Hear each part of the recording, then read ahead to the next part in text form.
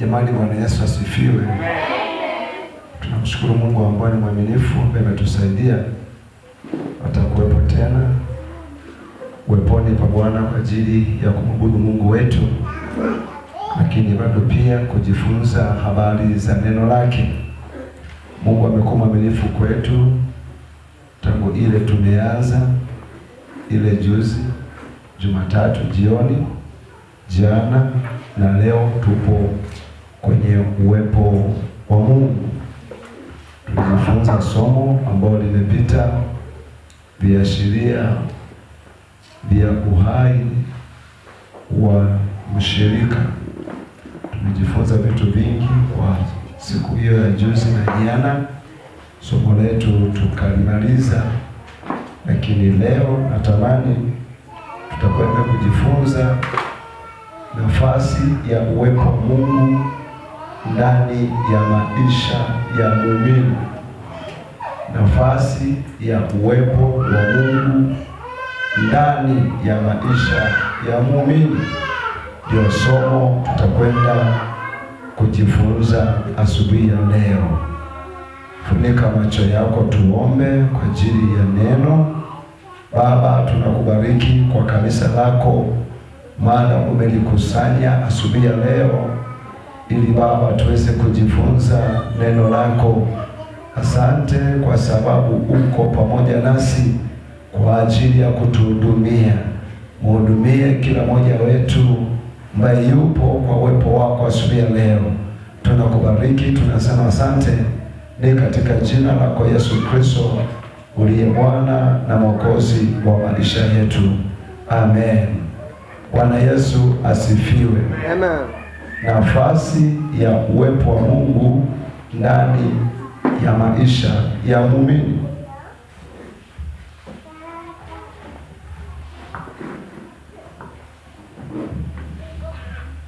Ndio somo tutakwenda kufundisha au kufundishana asubuhi ya leo.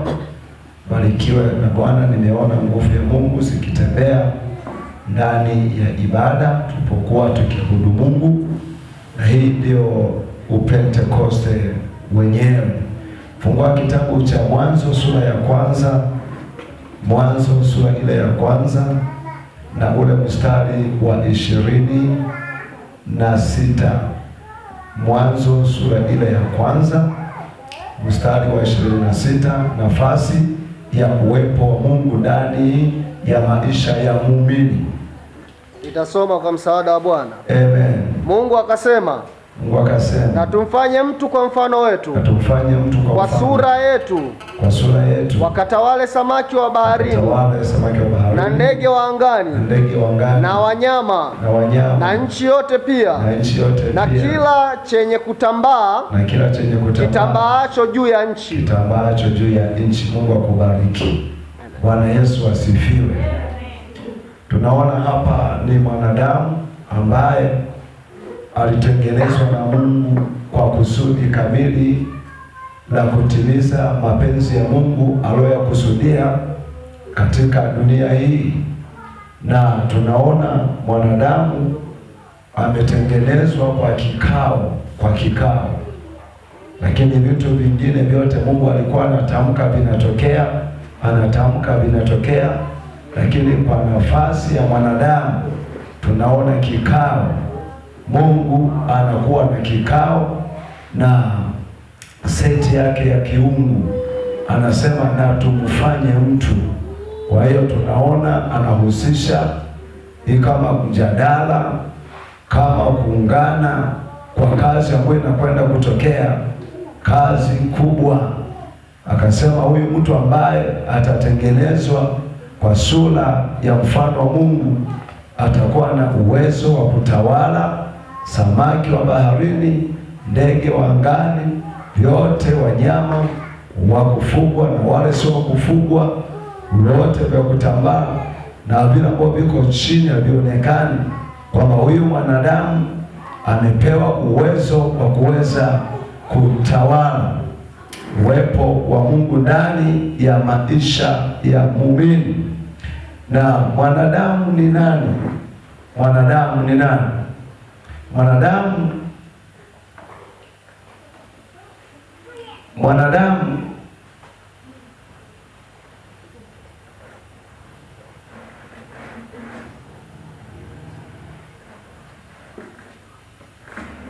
mwanadamu ni kiumbe ambacho kimetengenezwa na Mungu, na huyo mwanadamu ana hali ya kujitambua kwamba ni yeye. Mwanadamu ni nani? Ni mtu ambaye ameumbwa na Mungu na kupewa uwezo wa kujitambua kwamba yeye ni nani, tofauti na wanyama wa porini, tofauti na wanyama wa kufugwa. Sijajua kama nyani anajitambua kwamba mimi ni nyani. Sijajua kama ng'ombe anajitambua kwamba yeye ni nani, lakini mwanadamu ana uwezo wa kujitambua kwamba yeye ni nani. Ndio maana tunaona mwanadamu anakuwa na majina na kila mmoja anafahamu jina lake, lakini nyani hana jina. Anatambuliwa nyani kwa namna hiyo. Ng'ombe hana jina kwa namna hiyo, na akilini mwake ng'ombe hana uwezo wa kujitambua. Kwa mwanadamu ni mtu ambaye anakuwa na uwezo wa kujitambua kwamba yeye ni nani. Bwana Yesu asifiwe. Uwepo wa Mungu ni kitu gani? Tunaposema uwepo wa Mungu ni kitu gani? Tunaposema uwepo wa Mungu ni nguvu ya Mungu au ni Mungu mwenyewe kuonekana mahali. Uwepo wa Mungu ni kitu gani? Uwepo wa Mungu ni Mungu mwenyewe ambaye anakuwepo. Tutaona tu mbele ya safari ya somo langu hili kwa habari ya uwepo wa Mungu. Uwepo wa Mungu ni nini? Ni nguvu ya Mungu ambayo ni Mungu mwenyewe. Manake ni kuonekana kwa Mungu katika maeneo, kuonekana kwa Mungu kwa utendaji.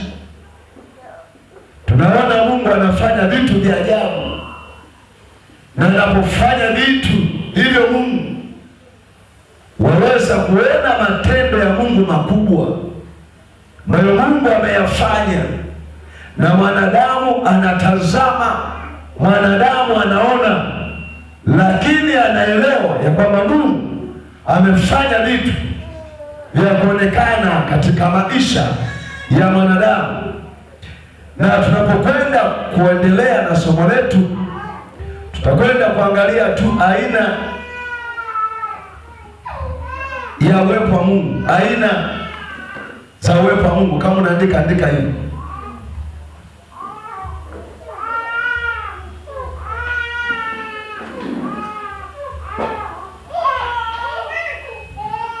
aina za uwepo wa Mungu. Kuna aina za uwepo wa Mungu na nitakwenda kukupatia maelekezo yake. Aina za uwepo wa Mungu. Nasema uwepo wa Mungu, nafasi ya uwepo wa Mungu ndani ya maisha ya muumini. Lakini kuna aina tatu za uwepo wa Mungu. Aina tatu za uwepo wa Mungu. Waweza kuandika hivyo, aina tatu za uwepo wa Mungu. Maana utaweza kuviandika viwango vya uwepo wa Mungu. Kuna aina tatu za uwepo wa Mungu. Na tumeona uwepo wa Mungu ni nguvu ya Mungu, ni Mungu mwenyewe, au ni madhihirisho ya nguvu za Mungu, au uweza wa Mungu kufanyao kazi ndani ya mwanadamu, au katika sura ya dunia ya uumbaji wa Mungu. Kwa namba moja, aina za uwepo wa Bwana. Namba moja, uwepo wa Mungu kila mahali. Naomba tufuatilie wote vizuri. Namba moja, aina za uwepo wa Mungu. Uwepo wa Mungu mahali pote, kila mahali, uwepo wa Mungu. Utanielewa tu. Fungua kitabu cha Zaburi ya 139 mstari wa 8 hadi wa 12. Uwepo wa Mungu kila mahali, uwepo wa Mungu kila mahali. Umefika hapo Zaburi ya 139 ule mstari wa 8 hadi wa 12. Naomba unisomee aina za uwepo wa Mungu. Nitasoma kwa msaada wa Bwana. Soma.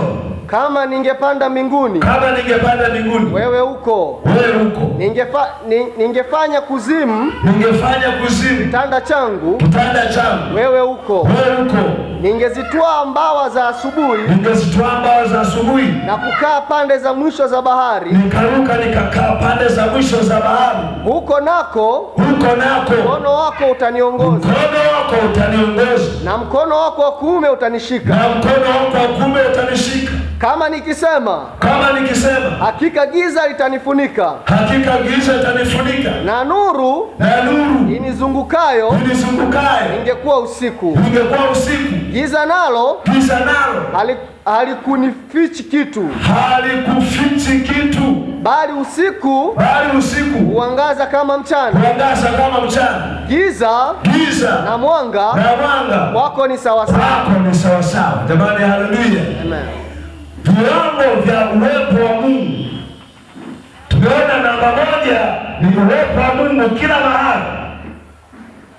Tumeona mwandishi wa Zaburi anazungumza habari za uweza wa Mungu, kwamba uweza wa Bwana umekaa umejaa dunia yote kila mahali.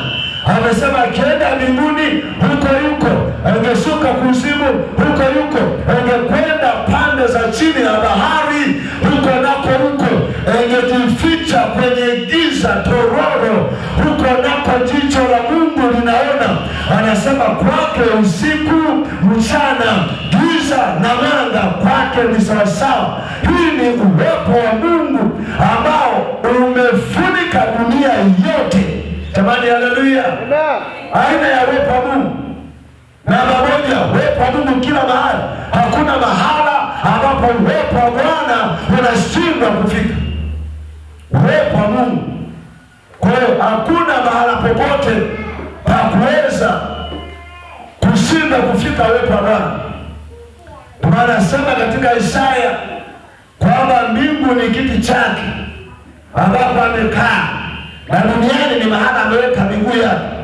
Ile ni figurative language, ni misemo za kiBiblia, inamaanisha ya kwamba yeye Mungu yuko mahala pote. Jamani, haleluya. Kwa namba 1, uwepo wa Mungu kila mahali, uwepo wa Mungu. Lakini namba 2, uwepo wa Mungu ndani ya mtu. Uwepo wa Mungu ndani ya mtu. Tunaona Mungu ni waajabu. Uwepo wake umezingira dunia yote, umejaa duniani kote, mbinguni, duniani, pande zote. Mungu amejaa. Uwepo wa Mungu umefunika mazingira yote, uwepo wa Mungu. Lakini namba 2, uwepo wa Mungu ndani ya mtu. Ukisoma kitabu cha Injili ya Yohana sura ile ya 14 na mstari ule wa 23, tutasoma hiyo. Lakini bado pia kama unaandika, andika kwanza Yohana 14 mstari wa 23, hiyo namba 1. Alafu namba 2, andika Injili ya Yohana sura ya 4 na mstari ule wa 4. Andika hapo kwa faida yako. Yohana wa kwanza 4:4. Alafu namba 3, andika Yohana 15 mstari wa 7 na wa 8. Yohana 15:7-8. Na namba 4 utasoma Korinto wa kwanza, hiyo ambayo tutasoma hiyo, Korinto wa kwanza 6 mstari wa 19. Kwa tutasoma vitabu tu viwili hapa kwa kuokoa muda. Yohana 14:23 utasoma, na Wakorintho wa kwanza sura ya 6 mstari wa 19, ambayo ni kipengele cha pili kinachosema uwepo wa Mungu ndani ya mtu. Soma. Nasoma kwa msaada wa Bwana. Amen. Yesu akajibu akamwambia, mtu akinipenda atalishika neno langu, na Baba yangu atampenda, nasi tutakuja kwake na kufanya makao kwake. Tamani, haleluya. Tamani, Bwana Yesu asifiwe. Kwenda kuangalia uwepo wa Mungu ndani ya mtu. Tumeona awamu ya kwanza ni uwepo wa Mungu uliofunika dunia yote. Kokote kule Mungu yupo, mbinguni, duniani, kuzimu, wapi, baharini, kote uwepo wa Mungu umezingira, umefunika. Tumeona awamu ya kwanza ya uwepo wa Bwana, lakini awamu ya pili uwepo wa Mungu ndani ya mtu. Tumeona mtu aliyeokoka, aliyeamini katika viwango vya kumaanisha, akimpenda Mungu na kuzishika sheria zake, huyo mtu atapenda na Mungu. Halafu Mungu Baba, Mungu Mwana na Mungu Roho Mtakatifu watakuja kwake, watafanya makao na kukaa kwa mtu huyo. Tunaona jana, nikasema jana ya kwamba siamini mtu aliyeokoka kuvamiwa na mapepo. Siamini mtu aliyeokoka kurogwa na wachawi. Siamini mtu aliyeokoka kuwa katika vifungo na laana. Maana baada ya kuokoka huyo mtu na kumshika agano la Mungu na kumpenda Mungu katika viwango vya kumaanisha, anakuwa rafiki wa Mungu. Halafu Mungu Baba na Mungu Mwana na Mungu Roho Mtakatifu watakuja kukaa na kufanya makao kwa mtu huyo. Sasa nani anaweza kugusa hilo hekalu la Mungu ambao Mungu mwenyewe yuko ndani mwao? Tamani, haleluya. Kuna mabili uwepo wa Bwana ni uwepo wa Mungu ndani ya muumini. Uwepo wa Mungu ndani ya muumini. Amesema nasi tutakuja. Neno tunasi, that is a plural, ni wingi. Tutakuja ni wakina nani? Baba, Mwana, Roho Mtakatifu wanakuja ndani, wanakaa. Kwa mtu aliyeokoka hana laana, mtu aliyeokoka haharibikiwi. Jamani, haleluya. Wanaoharibikiwa ni wale tu ambao hawajaokoka, hawajaamini, hawajalishika agano la Mungu katika viwango vya kumaanisha. Hao ndio wanaendelea na mateso na misiba na changamoto za namna yoyote, na kuteswa na pepo na kuteswa na shetani, maana hawajakombolewa, hawajakutana na mwanaume Yesu. Jamani, haleluya. Uwepo na mabili, uwepo wa Mungu ndani ya mtu. Jamani, haleluya. Kwa maana mtu aliyeokoka ana kakiburi fulani. Hawaweza kutukana wachawi, wala wachawi hawana chochote, wala nguvu za giza hazina chochote kwa ajili ya mtu ambaye ameokoka. Jamani, haleluya. Hebu soma sasa Wakorintho wa kwanza 6:19. Nitasoma kwa msaada wa Bwana. Amen. Au hamjui ya kuwa mwili wenu ni hekalu la Roho Mtakatifu, aliye ndani yenu, mliyopewa na Mungu, wala ninyi si mali yenu wenyewe. Tamani, haleluya. Kwa hili zetu hizi ni kanisa. Kwa lugha nyingine ni kanisa linalotembea, ni kanisa la Roho Mtakatifu anayekuja, anafanya makao ndani, anakuja, anakaa kwetu. Yaani hii ni tamu jamani, haleluya. Hii ni tamu sana. Kwa mili yetu ni hekalu. Anasema Paulo, hamjui ya kwamba mili yenu ni hekalu ambao Roho Mtakatifu anakaa ndani yenu. Uwepo wa Mungu ndani ya mtu. Na pamoja uwepo wa Mungu umejaa mbinguni, duniani, kila kona umetapakaa. Uwepo wa Bwana utawalinda mpaka na walevi, mpaka na wazinzi, mpaka na watu ajabu na waganga wa kienyeji. Maana Mungu wetu ni Mungu ajabu ambao hana upendeleo. Pengine wanatamani hao watu wakutane na Mungu kwa wakati wa Bwana, wanalindwa na ajali, wanalindwa na kufa, mpaka neema ya Mungu inakutana nao, wanaokolewa. Neema ya Bwana ambayo imejaa duniani kote. Tunapokea mvua, wanalima waovu, wanalima na wabaya, wanalima na watakatifu. Ni neema ya Bwana kutokana na uwepo wa Bwana unaotawala dunia. Uwepo wa Mungu ndani ya maisha ya mtu. Jamani, haleluya. Namba 3, uwepo wa Mungu unaodhihirika. Uwepo wa Mungu unaodhihirika. Tumeona jambo la kwanza, uwepo wa Mungu mahala pote. Alafu Mungu yeye ni Mungu ajabu sana. Anawalinda watu wa ajabu, wema na wabaya. Ndio maana na wewe ulikuwa katika harakati zingine za ajabu, Mungu alikusaidia. Inawezekana alikuepusha na ajali za ajabu, alikulinda. Mungu alikuvumilia sana. Inawezekana ulifanya mabaya sana ya kumchukiza Mungu, lakini kwa sababu Mungu uwepo wake umezingira pande zote, amekusaidia mpaka kufika pale ulipo. Ungelikufa mapema, usingekuwepo. Jamani, Bwana Yesu asifiwe. Amen. Lakini baada ya kuokoka, nafasi ya pili ni ya mtu mmoja aliyeokoka tu. Kwa aliyeokoka na kumpenda Mungu na kuzishika sheria zake, Mungu Baba anampenda na yeye anashuka, anafanya makao kwake. Anapofanya makao kwake huyo mtu, Mungu anamtaka huyo sasa amtumie kusababisha uweza wa Bwana udhihirike kwa mazingira ya macho ya damu na nyama. Kwa yeye anayekuja ndani kwa mtu huyo, Mungu Baba, Mungu Mwana, Mungu Roho Mtakatifu haji kukaa tu. Neno lake huyo Mungu ambaye yuko ndani anakutaka wewe sasa uweze kulibeba kusudi la Bwana na kulipeleka mahala ambapo Mungu anataka liende.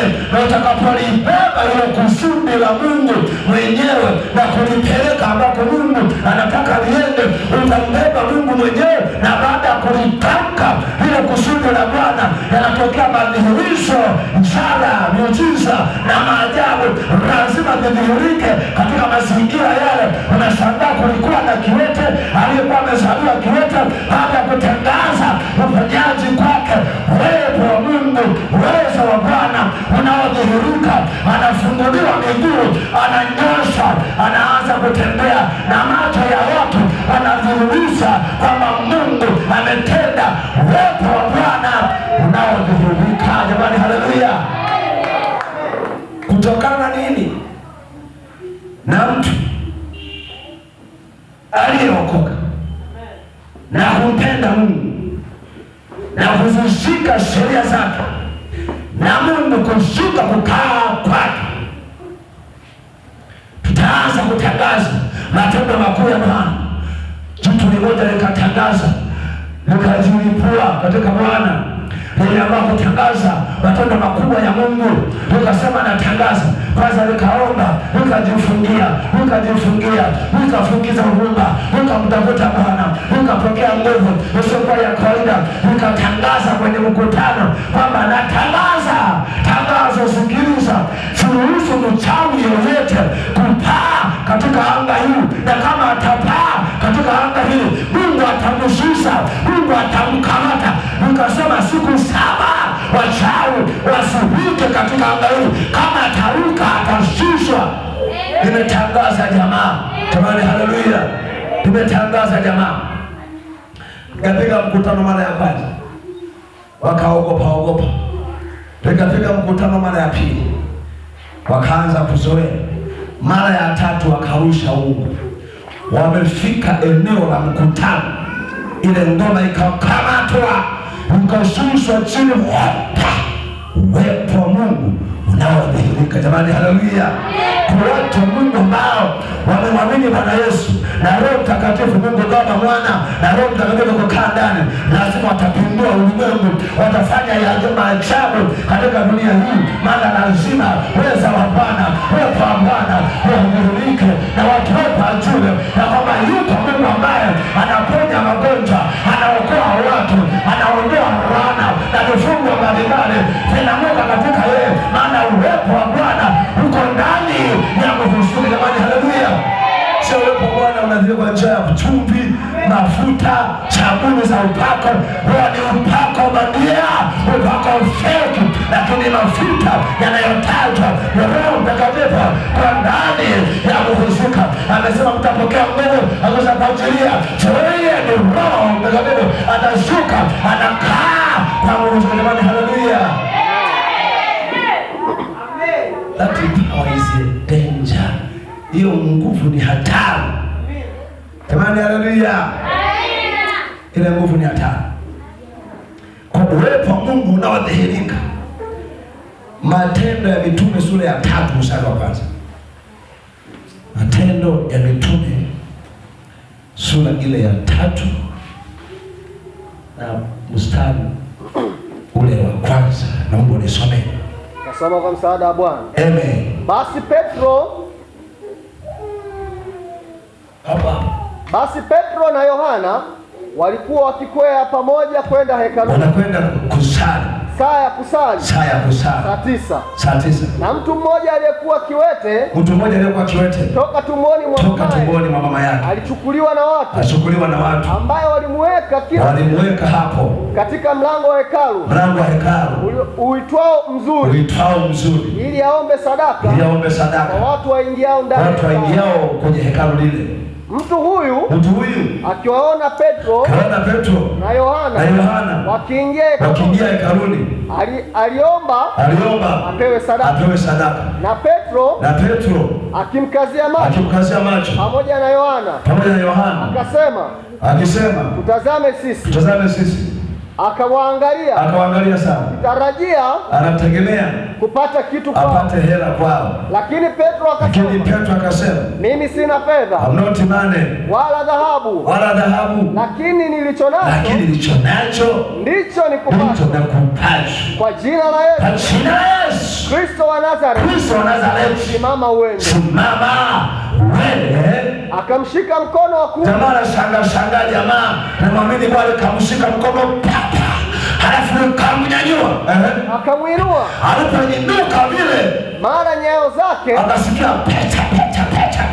Mungu ananyosha miguu operation ya dakika 0 peta. Aliponyanyuliwa ile, na vifundo vya miguu yake vikatiwa nguvu, vikanyosha. Akaondoka upesi. Halafu upesi. Akasimama. Akaanza kutembea. Akaingia hekaluni pamoja nao. Akaenda akirukaruka kumsifu Mungu aliyemtengeneza. Jamani, haleluya. Uwepo wa Bwana unaodhihirika, Mungu wetu ambaye tunatangaza habari zake, hajajificha kwenye kapu. Tukisimama na Bwana katika viwango vya kumaanisha, tutamsema wasiwasi, halafu Bwana atadhihirika. Utaona vipofu wanaona, utaona vitu wanatembea, waliokataliwa tutaona kibali, Mungu akituachilia kwao. Matendo makuu, ishara, miujiza na maajabu lazima zitendwe na watu ambao wana nguvu ya Mungu. Uwepo wa Bwana ndani ya mtu. Haleluya. Hapa kila mmoja anapaswa kuhakikisha ana Yesu utenda miujiza ndani yake. Jamani, haleluya.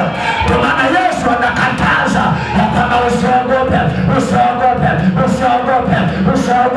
Kanisa la Bwana, usiogope hali ya hewa. Kanisa la Bwana, usiogope uchumi kwa umeharibika. Kanisa la Bwana, usiogope magonjwa. Maana Bwana atatengeneza, maana yeye ni Mungu anayetenda mambo ya ajabu kwa sababu yuko ndani yako. Jamani, haleluya. Labda tu mwenyewe umekaa maisha mabaya, kama umekaa vibaya. Kwa tumeona aina 3 za uwepo wa Mungu. Jamani, haleluya. Jamani, Bwana asifiwe. Uwepo wa Mungu, nafasi ya uwepo wa Mungu ndani ya maisha. Kanisa la watu waliookoka halijengwi kanisa kwa liturujia, linajengwa kwa neno la Mungu na kumtaka Mungu na nguvu zake kudhihirisha uwepo wake ndani yetu.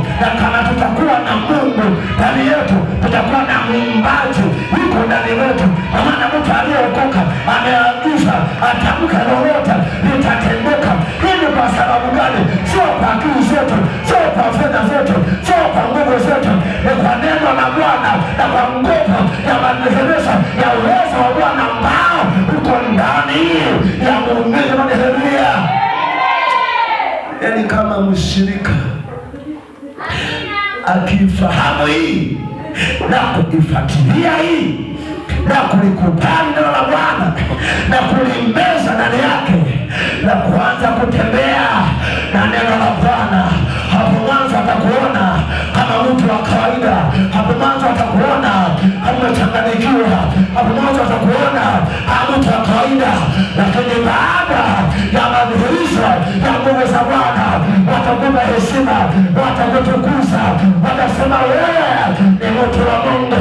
Watakuja kwako wakiwa na mahitaji yao, wanataraji hata utamke neno uweze kuwasaidia, maana mtu aliyeokoka sio wa kawaida.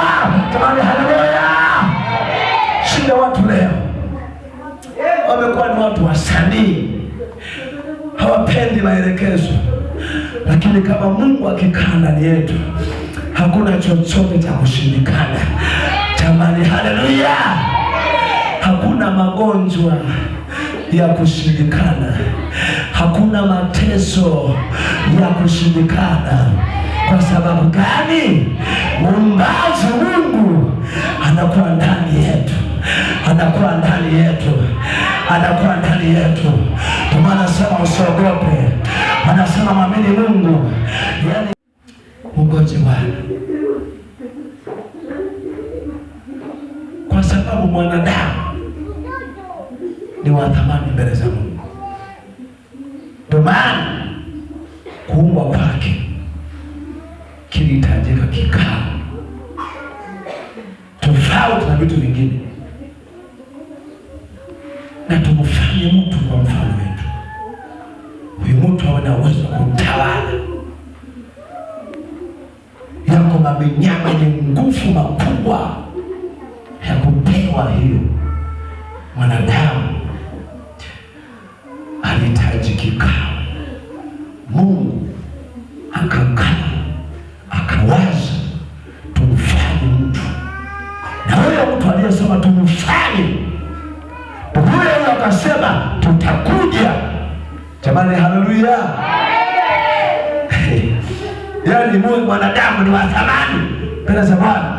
Tumfanye huyo mtu, akishika maelekezo tutakuja kwake na kufanya makao kabla ya anguko. Tunaona Mungu aliyemtengeneza mwanadamu alikuwa na ushirika na mwanadamu wa karibu wa kutosha, maana kila siku huyo mwana Mungu alikuja akatembea akazungumza na kila Adamu kila siku saa 9 kabla ya jua kupunga na baada ya kuparanganyika, baada ya anguko huyo mwanadamu tena, baada ya anguko lake kikahitajika kikao. Huyu mwanadamu nani agende akamwokoe? Jamani, haleluya! Mwanadamu ni wa thamani mbele za Bwana. Kisoma kitabu cha Isaya sura ya 6 mstari wa 8. Kimbia hapo mara moja usome. Kimbia mara moja usome Isaya ile sura ya 6 mstari wa 8. Yaani baada ya mwanadamu kuparanganyika, Mungu akahitaji tena kikao, nani aende akamrejesha huyo mwanadamu. Maana mwanadamu ni kiumbe cha thamani mbele za Bwana. Kwa maana Mungu hataki onewe, hataki uharibikiwe, hataki ufe kabla wakati, hataki mambo mabaya kwa maisha yako. Anatamani achilie furaha, achilie amani, achilie nguvu isiyokuwa ya kawaida ya kuishi katika dunia hii. Upendo. Isaya 6 mstari wa 8. Anasemaje? Kisha nikasikia sauti ya Bwana. Kasikia sauti ya Bwana akisema, ni mtume nani? Ni mtume nani? Kikao. Naye kubariki. Jamani, haleluya! Kikao. Naye ni nani atakaye kwenda kwa ajili yetu? Mungu akubariki. Komea tu hapo. Jamani, haleluya! Hii ni baada ya anguko la maisha ya mwanadamu. Baada ya anguko, Mungu anatafuta na mazingira. Huyu mwanadamu tumemtengeneza yani kwa gharama, kikao tulikaa. Yani mwanadamu anafuatiliwa na Mungu kwa viwango vya namna ya ajabu. Jamani, haleluya! Yani kutengenezwa kwake kikao, na baada ya kuanguka kikao ni mtume nani? Amina. Kulikuwa na mtu zaidi ya moja. Jamani, haleluya! Ni mtume nani? Kiongeza Mwanzo sura ile, kiongezea Mwanzo, kimbia hapo kwenye Mwanzo 3:22. 3:22. Hapo tumeona Isaya anauliza ni mtume nani aende kwa ajili ya kumoza. Mwanzo 3:22. Mwanzo 3:22 anasemaje? Bwana Mungu akasema, basi huyu mtu amekuwa kama mmoja wetu. Mungu akubarikia hapo. Natafuta pointi hii. Mungu akasema baada ya mwanadamu kuharibika, Mungu akahusisha tena kikao kwamba huyu mtu amekuwa kama sisi. That is not one person, lakini ni watu ambao wanahusika mjadala wa kumjadili huyu mwanadamu. Amekuwa kama sisi, amekuwa na uwezo wa kujua jema, wa kujua na baya. Nataka nikwambie, kabla ya anguko, huyo mwanadamu wa kwanza hakujua mabaya, hakujua dhambi. Yeye alikuwa anafahamu utakatifu na kutembea kwa maelekezo ya Mungu peke yake. Lakini baada ya kuingia kwenye dhambi, nafasi ya pili ikatengenezwa ya mwanadamu kutambua mabaya. Jamani, haleluya! Ndio maana anakimbia kwenda kujificha.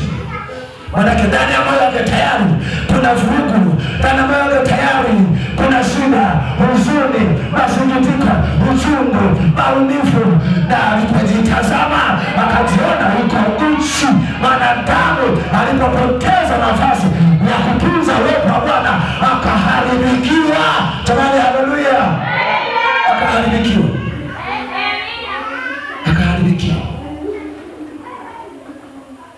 Kwa mwanadamu ni wa thamani mbele za Mungu. Mwanadamu ni wa thamani mbele za Mungu. Kuna shida lazima itokee. Mtu asipotunza uwepo wa Mungu, andika hivi. Andika hivi. Andika hivi. Kuna shida lazima itokee. Mwanadamu akiondoka kwenye uwepo wa Mungu au asipotunza uwepo wa Mungu, lazima kuna shida. Naomba unisikilize leo, natamani kumalizia kipengele hiki. Iko shida mwanadamu akiondoka kwenye uwepo wa Mungu.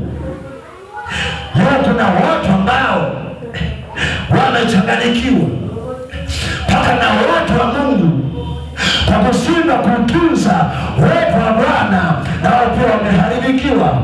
Wameanza kuiga mtindo wa maisha ya watu wasiookoka ambao hawajaamini. Utaharibikiwa. Tulia kwenye uwepo wa Bwana, fuata maelekezo ya neno la Mungu ili uishi umuone Bwana katika maisha yako. Mungu akae ndani yako. Mungu asababishe matokeo katika maisha yako. Mungu afanye vitu vipya katika maisha yako kama utaendelea kukaa kutunza uwepo wa Mungu ndani yako. Mungu hatakuacha, utakuwa na yeye maisha yako yote. Usichanganye na dunia ukatoka kwenye uwepo wa Bwana. Kwenye uwepo wa Bwana ndio mahala sahihi, ndio mahala salama. Jamani, haleluya! Kwenye uwepo wa Mungu ndio mahala pa baraka.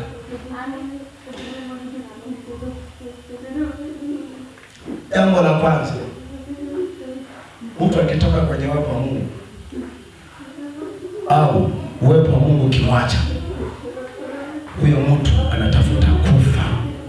Andika hii.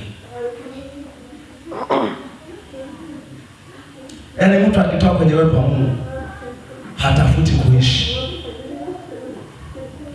anatafuta kufa.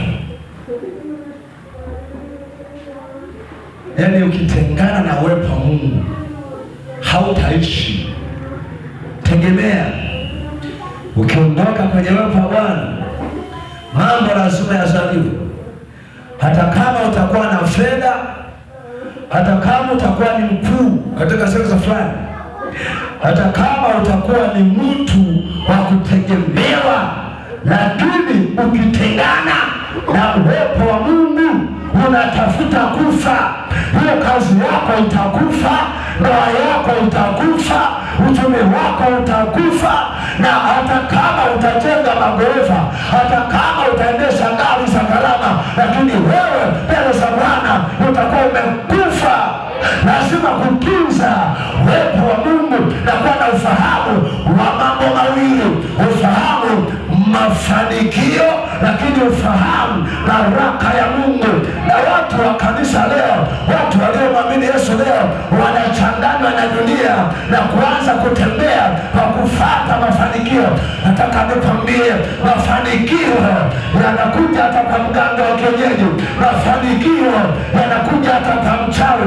Tunaona watu leo wanatoa kafara ndugu zao, wanamiliki vitu, wanakuwa matajiri. Tunaona kwa macho ya damu na nyama kwamba wamefanikiwa.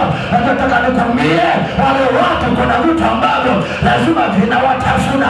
Wale watu ambao wamewaua, wengine wanatokea kwenye ndoto, wanakuwa na huzuni, wanabaki na masikitiko, wengine wametamani kujichomoa katika mazingira haya. Haiwezekani. Lakini watu wa nje, unapoona magorofa, unapoona hela, unapoona magari, wanasema wanaweza mazuri. Nataka nikwambie, kuna tofauti kati ya baraka na mafanikio. Tumani haleluya, tumani haleluya. Mafanikio anaweza kujenga majumba, mafanikio anaweza kuwa na mahela mengi mengi, mafanikio anaweza kuwa na magari, mafanikio anaweza kuwa na vitu vingi vingi vingi ambavyo atavipata kinyume na maelekezo ya Mungu. Hayo ni mafanikio. Lakini baraka za Mungu, tutaona kule mbele ya safari, baraka za Mungu zinaamriwa na Mungu mwenyewe.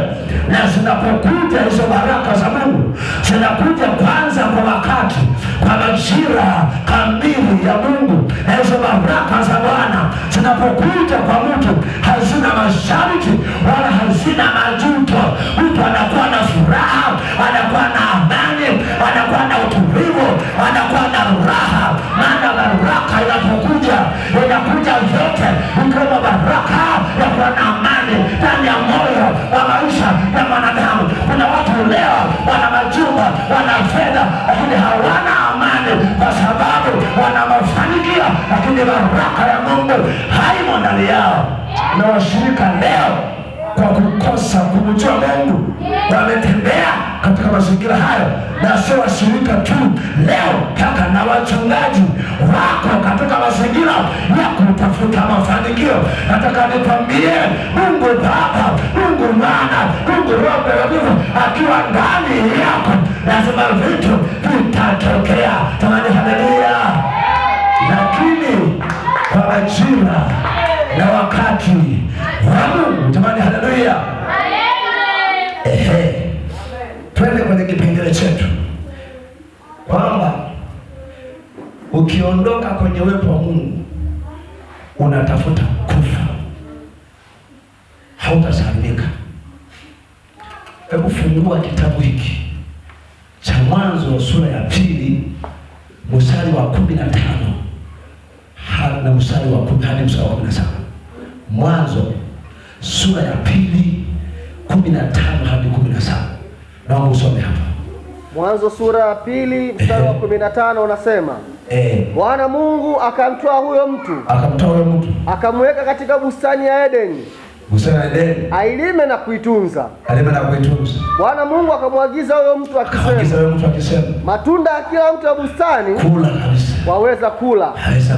Mstari wa 17, walakini matunda ya mti wa ujuzi wa mema na mabaya usile. Kwa maana siku utakapokula matunda ya mti huo, matunda hayo, utakufa hakika. Jamani, Bwana Yesu asifiwe. Madhara ya kutokuwa kwenye uwepo wa Mungu, hawezi kusalimika. Hata kama ataendesha benzi, hata kama atakuwa maarufu, hata kama atakuwa na fedha, hata kama atakuwa mchungaji, ana washirika wengi, lakini ndani ya moyo wake mkataba wa kipepo ama huko ndani wake mwenyewe utamsumbua. Mtu mmoja alikuwa kwenye mikataba za kipepo. Mtu mwingine akaona maisha huyo mtu anayoyaishi akayapenda, akamwambia mwenzangu, si ndani ya urembo? Akasema hivyo tu, mwanamume, twende nikupeleke, dakika 0 utakuwa tajiri. Inawezekana na maisha yangu nilionayo wewe atakuwa zaidi kama utatembea kwa maelekezo ya mikataba wa utajiri. Akaenda akamfuata, anaona jamaa anapiga kanzu, anaona jamaa ana fedha, anaona jamaa maisha anakwenda katika mtazamo wa macho ya damu na nyama, na mtu huyo mwingine akafurahia ama kama yeye. Nikasema jana, dhambi ya Adamu na dhambi ya Shetani ni dhambi moja. Tamani haleluya, tamani haleluya. Nakupa theory ambayo inaenda shule, wala sio ya kupapasa. Dhambi ya Adamu na dhambi ya Shetani ni moja. Shetani akapanga ainuke aende juu, akatamani amzidi Mungu, awe mkubwa kuliko Mungu, na akawaza kufanya jambo hilo. Alipowaza akakamatwa, akashushwa. Tamani haleluya. Lakini Adamu akadanganywa na Shetani, huyo aliyeshushwa. Amina. Wasema hautakufa, utakuwa kama Mungu. Naye akatamani kuwa kama Mungu, akala matunda na akakamatwa, akarushwa, akatolewa kwenye bustani ya Edeni. Tamani haleluya. Yaani ukitunza uwepo wa Mungu utakuwa salama, utakuwa salama. Hakuna kahaba atakaye kusogelea, hakuna mchawi atakaye kugusa, hakuna nguvu za giza wala majini yatasogea kwako. Hii ni kwa sababu wametunza uwepo wa Mungu. Na hiyo ni kwa nguvu wa kanisa la leo, hata ya kutolikubali neno na kutazama mazingira ambayo tunayaishi. Usubirie Bwana. Jamani haleluya. Usubirie Bwana. Amen. Subirie Bwana. Haya mazingira asikutishi. Nilikuwa nawaambia washirika wangu, kwa mwanangu, jipeni moyo. Ni kweli watu sasa tuko katika mfumo, watu wanaendesha magari, wanajenga majumba.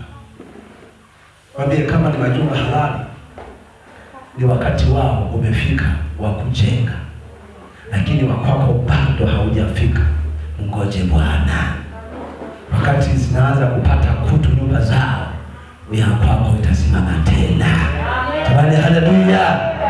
Wakati gari lao limeanza kupavuzika rangi, la kwako ndo linakuja. Believe in him, you will see, you will get high miracles for you. Ukisimama katika uwepo wa kumsubiria Bwana, anasema hachelewi wala yeye hawai, anafanya kwa wakati wake. Jamani haleluya. Na utukufu wa mwisho ni mkubwa kuliko wa kwanza. Msubirie Bwana, mwana Mungu. Huyo jamaa akapelekwa kutafuta utajiri, akaambia una nani wa kuweza kuleta dhamana kwa habari ya utajiri? Jamaa akafyeka ndugu zake 5 wakiwa na watoto wake 5.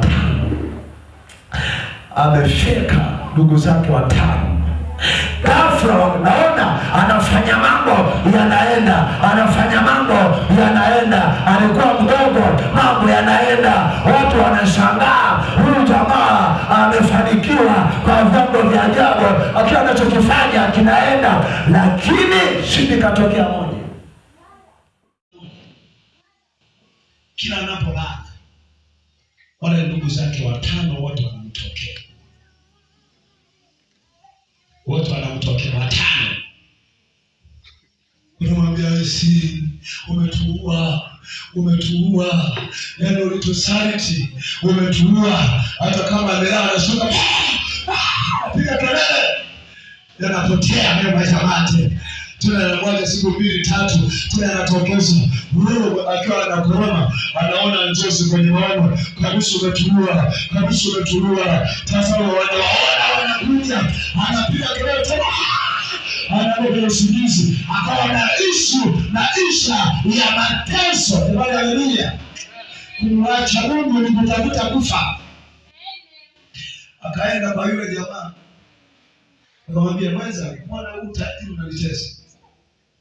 Mimi nafanyaje? Hao jamaa wana kila siku wanakuwa wanakuja. Jamaa akamwambia, si afadhali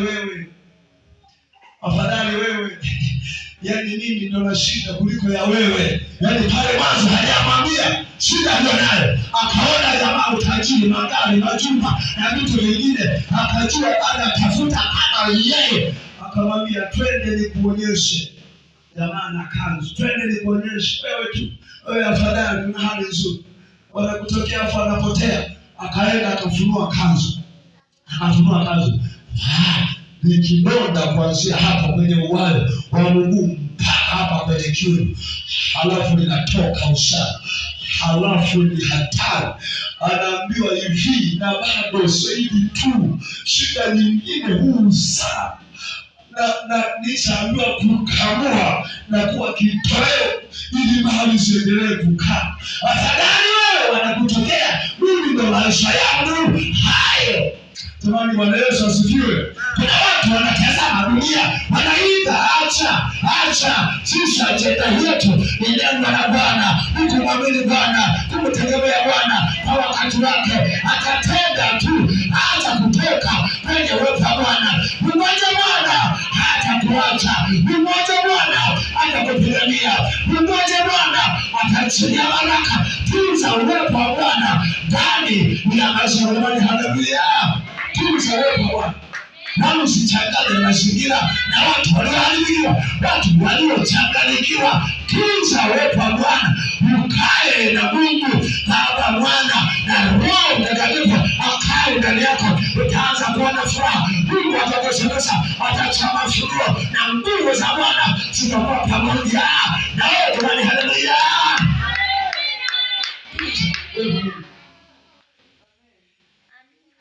Kwa madhara namba moja ni kufa. Hebu soma kitabu cha Warumi. Namba moja ni kufa, na kipengele cha pili ni kupungukiwa. Hiyo pointi andika Warumi, andika namba 2, kupungukiwa. Warumi sura ya 3 mstari wa 22. Warumi sura ya 3 mstari wa 22. Lakini sasa haki ya Mungu imedhihirika pasipo sheria. Inashuhudiwa. Nasoma ngapi? Warumi 3:21. 23. Warumi 3:23. Soma hapo. Warumi 3:23. Kwa sababu wote wamefanya dhambi. Na kupungukiwa na utukufu. Tuza point hiyo. Jamani, haleluya. Kupungukiwa. Andika namba 2, kutoka kwenye uwepo wa Mungu ni kuruhusu kupungukiwa. Fungua kitabu cha Mwanzo. Kupungukiwa.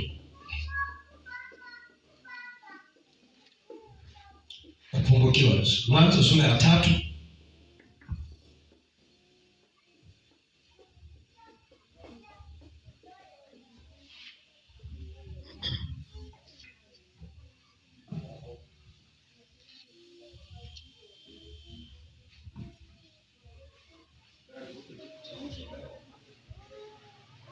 kujenga.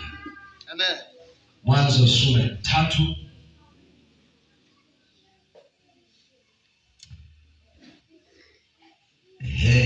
mstari wa 17. Mwanzo sura ya 3 mstari wa 17 unasema, akamwambia Adamu, kwa kuwa umesikiliza sauti ya mke wako, ukala matunda ya mti ambao nalikuagiza nikisema, usiale. Ardhi imelaaniwa kwa ajili yako. Kwa uchungu utakula mazao yake siku zote za maisha yako. Michongoma na miiba itakuzalia, nao utakula mboga za kondeni. Kwa jasho la uso wako utakula chakula, hata utakapoirudia ardhi ambayo katika hiyo ulitwaliwa. Kwa maana mavumbi wewe, nawe mavumbini utarudi. Habari ya kuendelea kusoma. Adamu akamwita mkewe jina lake Hawa, kwa kuwa yeye ndiye aliye mama yao wote walio hai. Bwana Mungu akamfanyia Adamu na mkewe mavazi ya ngozi, akawavika. Bwana Mungu akasema, basi mtu huyu amekuwa kama mmoja wetu, kwa kujua mema na mabaya. Na sasa asije akanyosha mkono akatwaa matunda akala akaishi milele. Kwa hiyo Bwana Mungu akamtoa katika bustani ailime ardhi ambayo katika hiyo alitwaliwa. Mungu akubariki sana jamani, haleluya. Yaani ukitoka kwenye uwepo wa Mungu unatafuta mateso. Nimeona watu wengi ambao walifanya haraka, aisha kuoa, aisha kuolewa, aisha kupata fedha, aisha kupata mali, wakatengana na maelekezo ya Mungu. Watazame hatima ya maisha yao, hawakumaliza vizuri. Wako watu walioolewa kabla ya wakati, siku chache tu wakaanza kilio na maombolezo na kusaga meno, maana alikwenda mwenyewe kabla ya wakati. Aliamua kujinyofoa kutoka kwenye uwepo wa Bwana, akaenda kwa akili zake. Hawezi kufanikiwa matokeo yake, maana ametoka kwenye uwepo wa Mungu ambao unaleta amani, unaleta furaha, unaleta muujiza. Amejitoa hapa, utazaliwa nini? Masikitiko, huzuni, vilio na maombolezo. Ukitoka kwenye uwepo wa Bwana unatafuta kufa, unatafuta mateso na uharibifu. Adamu baada ya dhambi mwenyewe akakimbia.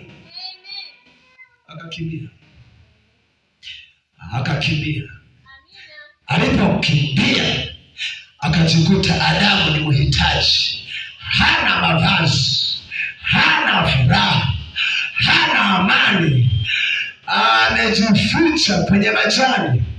Sijajua kama alikuwa amejifunika na macho au alikuwa amejificha tu anamwangalia Mungu alikokuwa anatokea. Lakini hapo mwanzo Adamu alikuwa na ujasiri.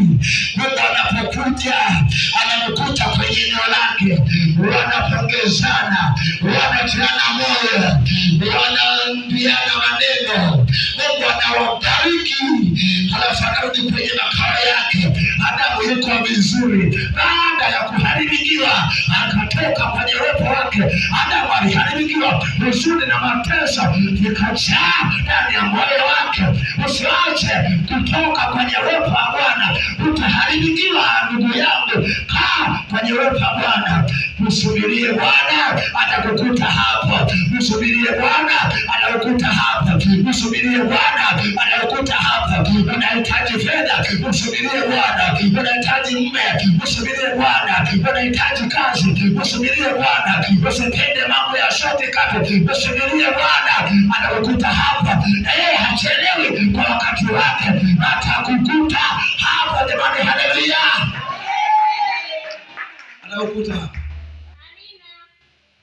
Ndio maana anasema Warumi, wametenda dhambi na kupungukiwa na utukufu.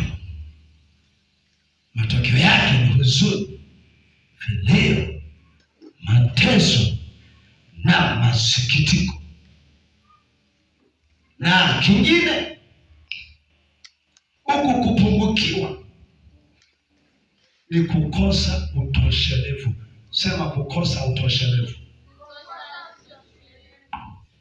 Kukosa utoshelevu hauji kwa kutafuta. Naomba unielewe.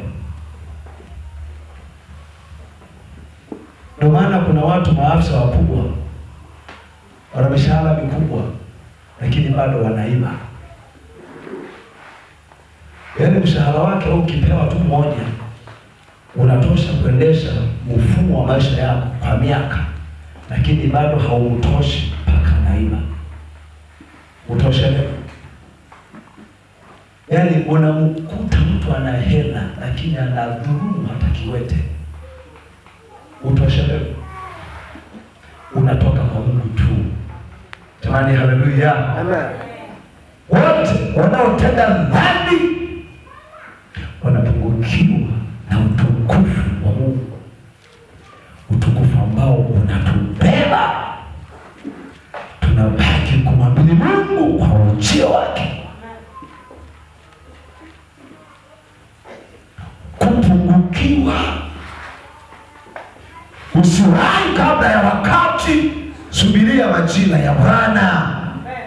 Yatakapokuja utakuwa na furaha ndani yako, utakuwa na amani ndani yako, utakuwa na kazi ya kumtumikia Bwana, na utakuwa tayari kukaa katika hali ya unyenyekevu. Kwa maana mtu aliyeokoka hata kama ana hela, aliyeokoka hata kama ni msomi, aliyeokoka hata kama ana vitu vingi, anapofika madhabahuni pa Bwana anashuka, anadauni, anakaa, anapiga magoti, anatoa machozi, anaomba, anasapoti kazi ya Bwana, tena kwa unyenyekevu, tena kusio kwa mizaa, anaifanya kazi ya Bwana, maana anajua sio yeye aliyejifikisha hapa, yuko Mungu ambaye amemuweka hapa kwa wakati wa Bwana. Haleluya. Unakuta mtu mwingine mtaji wenyewe hana, lakini kwa Bwana ni malingo. Bado anahitaji Mungu aingilie kati mambo yake, lakini ibada hamuna. Nikasema juzi nimefanikiwa kuabudu mkoa nilipokuwa shule ya Arusha. Yule jamaa hana mizaha na ibada. Amefika hapo saa 12 kasoro kabla ya ibada.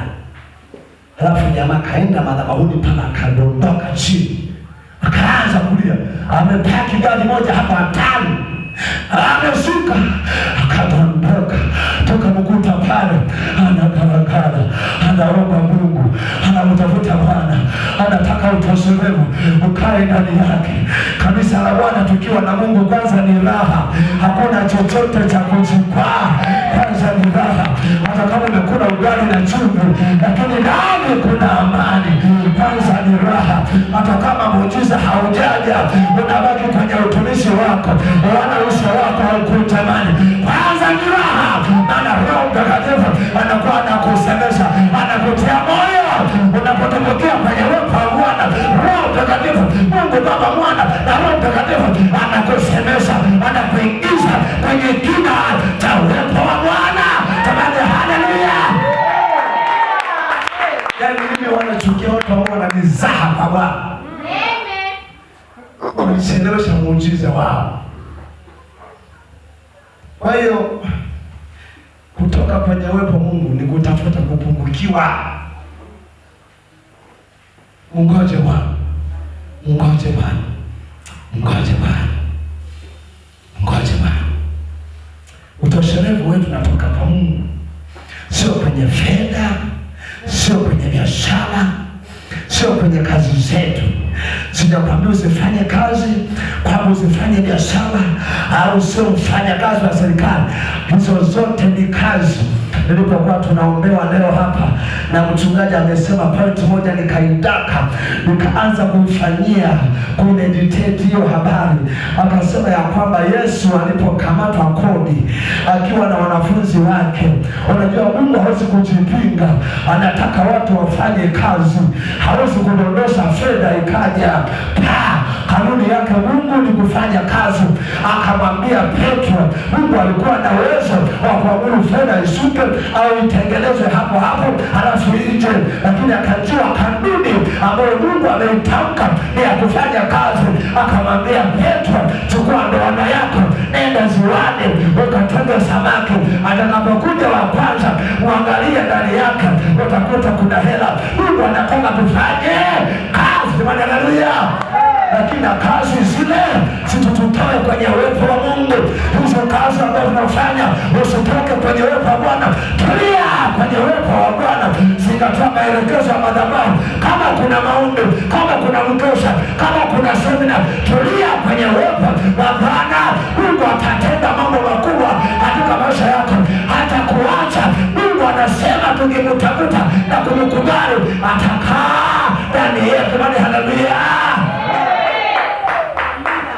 Kwa ukitoka kwenye uwepo wa Bwana, my friend, unatafuta kufa. Si ajabu unaweza kupata hela ukatengana na uwepo wa Bwana, ukashanga hela kuisha. Unaweza kutamani upate ndoa kabla ya wakati, ukasema na hili limetosha, maana nimeteseka sana. Ukaenda ukapata furaha siku 2, halafu ya 3 ukaanza vilio. Na ndoa kama ile hauna ujasiri kuja madhabahuni kudai haki yako, maana Mungu, Biblia inasema ya kwamba kila mtu atavuna alichokipanda. Watu wale hawana ujasiri hata kuja madhabahuni. Hawana ujasiri hata kuja madhabahuni, maana kuna kitu ndani kinapiga kelele mpaka agundue kuwa na toba ya machozi. Jamani, haleluya!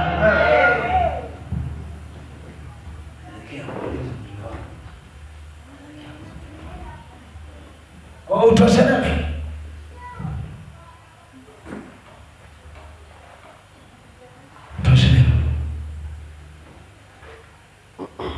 matokeo ya kuwa kwenye uwepo wa Mungu, matokeo tukiendelea kukaa kwenye uwepo wa Mungu, nini kitaweza kutokea? Maana hakuna mtu aliyekaa kwenye uwepo wa Mungu akaharibikiwa. Hakuna. Ukikaa kwenye uwepo wa Mungu, there is a good result for you will happen. Kuna matokeo mazuri yatatokea ukikaa kwenye uwepo wa Mungu. Japokuwa watu wa Mungu wengine utakuona kama umekuwa zezeta fulani. Mimi wakati Mungu ameniita kutoka kwenye familia ya Kisukuma, watu waabudu miungu, baada ya kukutana na mwanaume Yesu, nikaanza kwenda kusali nikiwa kijana, soma shule ya msingi mwaka 91. Haishi nilipodumbukia kanisani, nikaona kanisani kuna furaha, nikaona kuna amani, nikapata neema ya kumjua Mungu nikiwa kijana. Mimi mwenzako sijachezea hata ujana wangu, maana tulipokuwa chuoni na mchungaji pale awamu ya kwanza level ya church party ananifahamu, na baada ya kumuona mchungaji wenu nikajua that man is a spiritual man, huyu ni ambatane naye. Kuanzia pale nikaona na kwamba huyu ananifaa kutembea naye kwa maisha ya kiroho. Alipoanza kunisimulia naye nikajua huyu ni mtu wa Mungu, lazima niambatane naye. Sijachezea ujana wangu. Baada ya kukaa kanisani, mchungaji akanifundisha, mchungaji akanirosa, akaniombea. Siku moja nikajazwa na Roho Mtakatifu, nikanena kwa lugha. Nimetoka pale kanisani kama nimechanganyikiwa, naona uzuri wa wokovu, napenda tu kuomba. Nikafika nyumbani kwetu, ilikuwa ni ngoma kubwa, tumemaliza kula jioni, chakula cha usiku. Nikaenda kuomba ndani mwangu kwenye chumba changu, nimeanza tu peke yangu, nimeanza kuomba. Nguvu ya Bwana ikashuka, nikaanza kunena kwa lugha. Familia yote wakasema amechanganyikiwa huyu kijana. Nikaanza kunena kwa lugha, mara dalia, mara changanya, hawasikii chochote, wakachanganyikiwa, wakanizunguka kule nyumbani mpaka nasema amen. Wote wako hapo wanashangaa. Jamani, haleluya! Yaani kuanzia hapo ndio maana mimi ni mchungaji. Mungu amenitoa mbali. Jamani, haleluya! Kwa yako matokeo ya kukaa kwenye uwepo wa Mungu,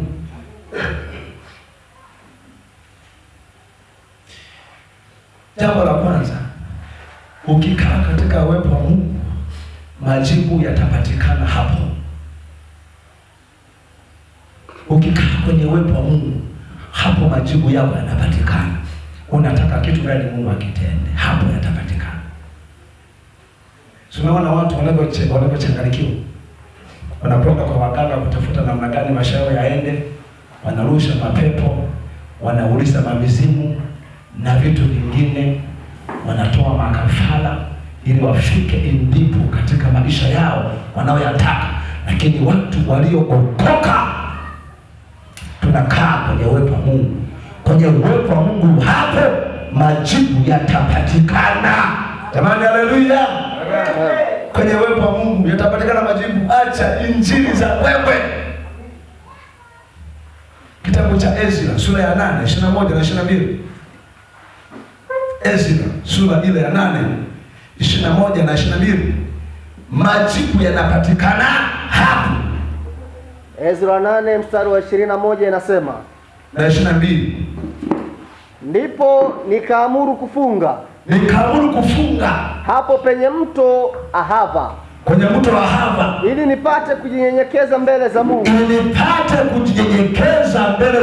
na kutafuta kwake njia iliyonyooka, kwa ajili yetu sisi wenyewe, kwa ajili ya watoto wetu, na kwa ajili ya watoto wetu, kwa ajili ya mali yetu yote, na kwa ajili ya mali yetu yote. Maana niliona haya kumwomba mfalme kikosi cha askari,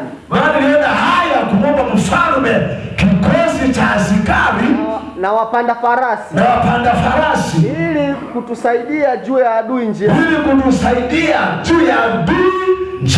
Kwa maana tulikuwa tumesema na mfalme, tukinena mkono wa Mungu huu juu ya watu wote wamtafutao, kuwatendea mema, bali uweza wake na ghadhabu yake ni kinyume cha wote wamchao. Mungu akubariki hapo. Tunaona kwenye uwepo wa Mungu majibu yetu yanapatikana. Funga mkanda kijana, funga mkanda binti, funga mkanda mama na baba, usikate tamaa. Watu wa Mungu tuliokoka, majibu yetu yanapatikana madhabahuni pa Bwana. Usiogope. Tunaona Ezra juu ya ujenzi wa mazingira yaliyoharibiwa, wametoka wamekwenda utumwani. Sasa majira ya urejesho yamefika kwa ajili yao. Tunaona ya kwamba Ezra anabaki kwenye uwepo wa Bwana, anamtafuta Mungu katika viwango vya kumaanisha, ili Mungu ajidhihirishe katika maisha yao. Katika uwepo wa Bwana majibu yanapatikana. Hajaruhusu una mateso, hajaruhusu una adha, hajaruhusu una shida ya namna gani. Kwenye uwepo wa Bwana majibu yanapatikana. Jamani, haleluya! Usitoke kwenye uwepo wa Bwana. Kaa, tulie, omba. Andiko anasema Ezra ya kwamba majibu mazuri ya Mungu yanapatikana kwa wale wanaomcha, lakini mabaya na uharibifu yanapatikana kwa kinyume ya watu ambao hawamtafuti Mungu wala kumcha. Wewe mwana wa Mungu, kaa kwenye uwepo wa Bwana, usibandike kwenye uwepo wa Bwana. Mazingira yasikuchanganye. Ukitoka kwenye uwepo unatafuta kufa, unatafuta kuharibikiwa, unatafuta hali mbaya itatokea katika maisha yako. Lakini ukikaa kwenye uwepo wa Bwana, Mungu atakukuta hapo. Jamani, haleluya! Matokeo ya kukaa kwenye uwepo, watoto wanapatikana. Hana alikuwa na changamoto ya watoto. Alipotulia kwenye uwepo wa Mungu, Mungu alishughulika na changamoto yao. Wako wengi waliokuwa na changamoto, walipotulia kwenye uwepo wa Mungu, Mungu aliweza kuonekana. Kulikuwa na binti mmoja kanisani kwetu, alikuwa ni mzuri ila hakupata mchumba. Wengine wakachumbiwa wakaenda, akabaki yeye. Mwisho akaanza kuwaza kama yeye, akasema si fulani ameenda, nimebaki mimi. Hila ikaingia ndani yake, akasema sasa nimeamua, yeyote atakayekuja itakuwa nazi kuolewa naye. Ametangaza mwenyewe, jamaa mpagani akapatikana. Nataka nikwambie, Mungu anatuwazia mema. Wakati mwingine jibu kama halijatokea, unajiona kama umeachwa, umejiona kama wewe si una thamani mbele za Mungu. Wewe una thamani mbele za Bwana sana. Bwana wewe, kumbe amepanga kuolewa na mpagani. Tena sio mpagani tu, lina mke mwingine. Binti anakwenda kuolewa kwa mke wa pili. Usiku huo anaondoka kwenda kuolewa, wachumba wamekuja kwa mchungaji kutoka Sengerema mjini. Wameuliza wapi binti mzuri anapatikana, wakasema yuko sehemu fulani ndio kwetu. Na mimi nilikuwa mzee wa kanisa. Wamefika wale vijana wawili kwa mchungaji jioni. Zamani kulikuwa hakunaga hata simu, kwamba asubuhi mchungaji amuite yule binti aje kwa mchungaji kwa ajili ya vijana waweze kumuona na kuomba uchumba, maana sifa zake wanazo. Usiku huo binti anatoroshwa, ameona Mungu amechelewa. Anapojitazama anaonekana kama yeye ameshasahaulika. Anasema anaweza kumsahau mtoto wake, lakini Mungu mpaka hesabu ya nywele anazifahamu. Anaondoka kwenda kuolewa. Asubuhi mchungaji anamuita yule binti, hayupo. Ameenda wapi? Hatujui. Usiku amepotea.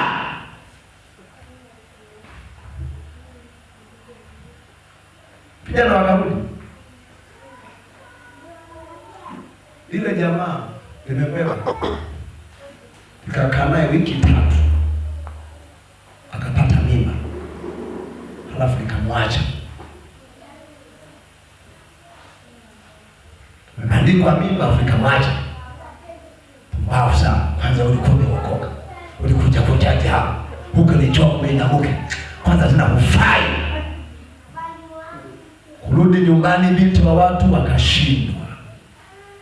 Atasema nini kwa mchungaji? Atasema nini nyumbani kwao? Binti akachomoka, akaenda kusikojulikana. Dhambi ni aibu. Dhambi inasababisha huzuni. Adamu akakimbia na binti akakimbia. Anasema nitakwendaje nyumbani? Kama umefunga ndoa takatifu utashinda kwenda nyumbani, utakwenda tena kwa madaha, maana ni baraka za Mungu. Yeye akakimbia akaenda kusikojulikana. Mkono wa Mungu na huko alikokuwa uko juu yake. Mimba inatembea, mimba inakwenda huko nako tena. Akaolewa na kajamaa kengine kavuta bangi na kile kamtelekeza, hali kwa mbaya.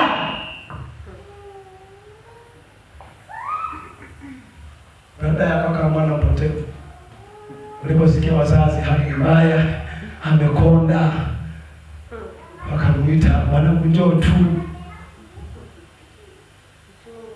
amenyoka. Amenyoka. Kwa nikajifunza usitoke kwenye uwepo wa Mungu. Mungoje tu Bwana. Mungoje tu Bwana. Atatokeza tu. Kijana mwenzangu, rafiki mkubwa ananizidi umri. Yeye alikuwa kidogo na kasula kama kakizee, ila ni kijana. Akawa anachumbia mabinti wanamkataa. Binti wa kwanza akakataa, binti wa pili akakataa, mpaka mabinti 17 wote wanamkataa. siku moja yuko pale nyumbani, vijana wenzake wakapanga, vijana wenzetu, huyu mbona wanamkataa? Wakamtafutia binti mpagani, akakubali kuolewa na yeye, wakampeleka mpaka ndani. Huyo kijana aliye unajua kwamba mimi nimeokoka. Kama umekuja kuolewa na nyumba, olewa, lakini mwenzako nahamia kwa mchungaji. Kijana akaondoka akakaa kwa mchungaji, anamngoja Bwana kwa wakati wake. Bwana haleluya. Wazazi wamesema tunatoa mahali kabisa. Wazazi nasema huyu kijana ameshateseka, tunatoa mahali kabisa. Dogo akasema haiwezekani, namngoja Bwana, namngoja Bwana, namngoja Bwana. Ndoa yangu ni kanisani, kwa mtu aliyeokoka ataletwa na Bwana kwa wakati wa Bwana. Kijana ile familia, kwa sababu tulikuwa naye kanisani, vijana tukashikamana naye kumwombea, kumwombea, kumwombea. Mimi nikajitoa muhanga. Sasa tunatafuta mke, tuombe Bwana na nitakuwa msimamizi katika harusi yako. Bwana atatenda, Bwana atatenda, Bwana atatenda, Bwana atatenda. Jamani haleluya. Tukatafuta mke Bwana, tukapata. Tukapeleka mahali harusi kaandikishwa, na mimi na mke wangu tukawashenga kwa harusi. Kijana akamaliza kwa ushindi. Jamani haleluya. Japokuwa hapo mwanzoni kulikuwa na changamoto. Usitoke kwenye uwepo wa Bwana hata kama dunia imechanganyikiwa, imebadilika. Ungoje Bwana, hatakuacha, anakufahamu. Jamani haleluya. Jipe moyo. Amina. Jipe moyo. Sasa wewe umeshika gani katika maisha? This is the end for this our message today. Nataka nikomee hapa. Jamani haleluya.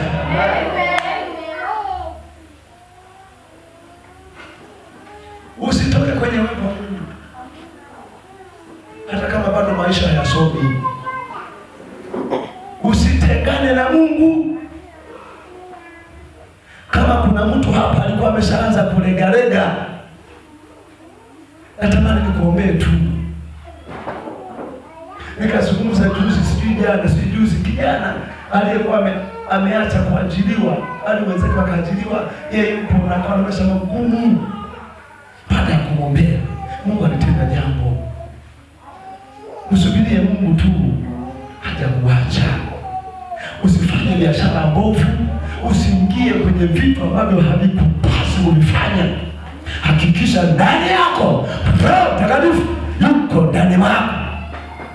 Mungu ni mwaminifu, atakutokezea. Jamani haleluya.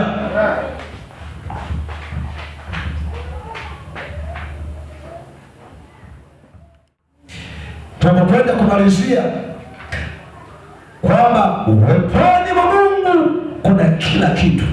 Kuna kila kitu. Kuna biashara zetu, kuna mamlaka yetu, kuna wake zetu, kuna wake waume zetu, kuna watoto wetu. Ezra akaomba, anaomba kwa ajili yake mwenyewe, anaomba kwa ajili ya ndugu zake, anaomba kwa ajili ya taifa, na Mungu akasimama naye. Tunaona ukuta ukajengwa tena kwa usimamizi na nguvu za Bwana. Japokuwa walikuwa wanadharauliwa ya kwamba hata mbea akipanda atadondosha, lakini mkono wa Mungu ulikuwa pamoja nao. Inawezekana kuna watu wanakusomea, wanakudharau. Usitoke kwenye uwepo wa Bwana, tulia kwenye uwepo wa Bwana, maana naona majibu ya Mungu kwa ajili yako njiani yanakuja. Na majibu ya Mungu hayaji na huzuni, hayaji na masikitiko, yanakuja na baraka, yanakuja na furaha, yanakuja na nguvu isiyokuwa ya kawaida. Hata kama unadumukia kwenye biashara yako, utakuwa na furaha. Haitakufunga kukutenganisha na Mungu wako. Unaingia kwenye ndoa kwa furaha, haitakutenganisha na Mungu wako. Tulia kwenye uwepo wa Bwana. Mungu yuko kutengeneza maisha yako kwa wakati wa Mungu, na umewadia wakati wa Bwana kwa ajili yako. Umewaambia usitoke kwenye uwepo wa Bwana. Mungu anakwenda kutenda jambo jipya kwa ajili yako. Naomba usimame chini, naomba usimame chini. Mambo mengi, lakini amesema wala njaa wala mauti wala kuzimu wala kitu gani hakiwezi kututenganisha na upendo wa Mungu wetu. Mungu anatupenda atuokoe, anatupenda atusaidie, anatupenda atuvushe kututoa kwa tulipo kwenda sehemu nyingine. Funika macho yako hapa, nyanyua mkono wako juu. Weponi mwa Mungu kuna majibu yetu. Weponi mwa Mungu kuna majibu yetu. Hautavuka salama ukitoka kwenye uwepo wa Mungu. Tulia kwenye uwepo wa Mungu. Natamani kwenda kukuombea. Tamani kwenda kukuombea. Tamani kwenda kukuombea. Usikate tamaa mwana wa Mungu. Usichoke. Mwamini Mungu wetu. Yeye anakufahamu. Anajua mapito yako, anajua mawazo yako, na yuko tayari kukuvusha, yuko tayari kutenda jambo jipya katika maisha yako. Tunaishi wakati mbaya sana, watu wengi wamechanganyikiwa, wameharibiwa na mazingira. Mwana wa Mungu, usitoke kwenye uwepo wa Bwana. Mwana wa Mungu, mngoje Bwana. Hata wengine wakibadilika, mngoje Bwana. Hata wengine wataacha ibada, wewe kaa kwenye uwepo wa Bwana, ungoje Bwana. Majibu yako yanakuja, majibu yako yanakuja. Hatupati kutoshelevu kutokana na akili zetu. Utoshelevu wetu unatoka kwa Bwana, na Mungu yuko tayari kutembea katika maisha yetu. Akiwa upande wetu, hakuna chochote cha kutuweza. Mungu akiwa upande wetu, tunashinda na zaidi ya kushinda katika yeye aliyetupenda. Nyanyua mkono wako juu, sema ee Bwana Yesu, ninarudi tena kwenye uwepo wako. Ninarudi tena kwenye uwepo wako. Ninarudi tena kwenye uwepo wako. Siku ya leo nimejifunza, nimeelewa ya kwamba katika uwepo wako nitakuwa salama. Nikikaa humo nitakuwa salama. Riziki zangu zote zitakuja. Mahitaji yangu yote na mahitaji yatakuja. Na kuomba Yesu, usinitenge na uwepo wako. Narudi tena siku ya leo. Nisaidie Yesu, maana nikitoka kwenye uwepo wako sitakuwa salama, kwa maana nitakufa. Adamu alipotoka aliharibikiwa. Watu wako wengi waliokuacha waliharibikiwa. Hata Samson